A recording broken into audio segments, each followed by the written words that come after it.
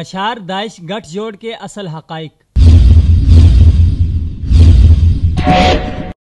Bashar al Assad کی داعش کے متعلق سوچ اور طرز عمل منطقی اور عقلی ہے۔ حالات و واقعات کا بنظر غیر مطالعہ کیا جائے تو داعش کے قیام ہی سے دونوں فریقین میں کبھی بھی بڑے تصادم کے مناظر دیکھنے میں نہیں آئے۔ داعش اور بشار کے باہمی تعلقات تجارتی بنیادوں پر قائم ہیں اور بڑی سے بڑی چپقلش کے دوران بھی ان کا یہ کاروباری تعلق برقرار رہتا ہے۔ یہ مصدقہ بات ہے کہ بشار الاسد داعش کے قیام ہی سے اپنی تیل کی ضروریات داعش سے سستے داموں تیل خرید کر پوری کر رہا ہے۔ یہ کاروباری تعلق دونوں کے مابین اس گہری حد تک ہے جس نے بشار کو کبھی بھی داعش کے زیر تمکین علاقوں الرقہ اور دیر الزور پر بمباری کرنے پر نہیں اکسایا۔ الرقہ کی موبائل فون سروس اس کاروباری قربت کی واضح مثال ہے، جہاں شام کے 2 مرکزی موبائل فون آپریٹر ابھی تک کام کر رہے ہیں۔ داعش کے مقبوضہ علاقوں میں موبائل سروس میں کسی بھی قسم کی فنی خرابی کی صورت میں یہ آپریٹرز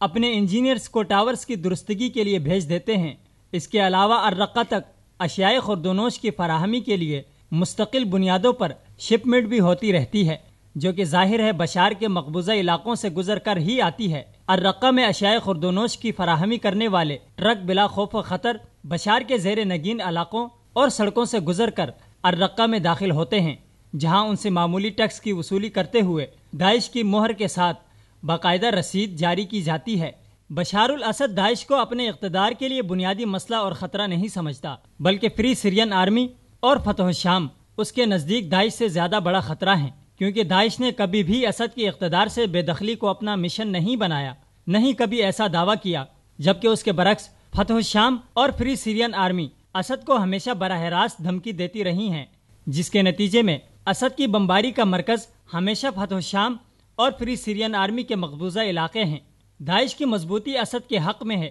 کیونکہ امریکہ داعش کی شدت پسندی سے خوفزدہ ہو کر بالآخر اسد ہی کو داعش کے خلاف فصیل سمجھنے پر مجبور ہو کر اسد سے تعاون جاری رکھے گا۔ حال ہی میں امریکہ نے الزام لگایا ہے کہ داعش کی شمالی حلب میں پیش قدمی کے پیچھے اسد کی بمباری کا بڑا ہاتھ ہے۔ داعش اسد کا اثاثہ ہے اور بشار الاسد جانتا ہے کہ اگر مغربی کمیونٹی کو کالے جھنڈوں اور اسد میں سے کسی ایک کا انتخاب کرنا پڑے تو وہ داعش کی شدت پسندی سے خوف زدہ ہو کر بشار الاسد ہی کو ترجیح دیں گے۔ داعش کی جانب سے جاری کردہ ویڈیوز ان کے ہیبتناک تاثر کو بڑی خوبصورتی سے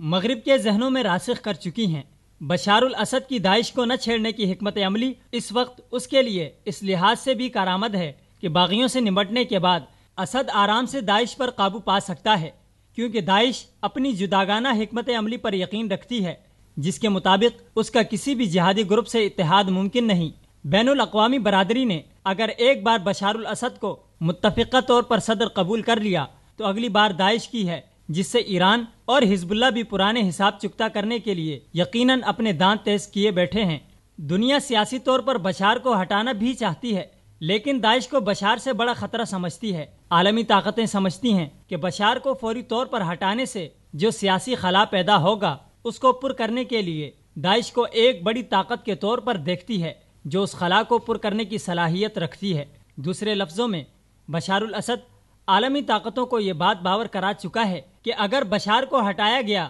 تو داعش آئے گی، اس لیے داعش کو ختم کرنا ضروری ہے۔ لیکن کیا بشار الاسد چاہے گا کہ داعش ختم ہو اور پھر اس کی باری آئے؟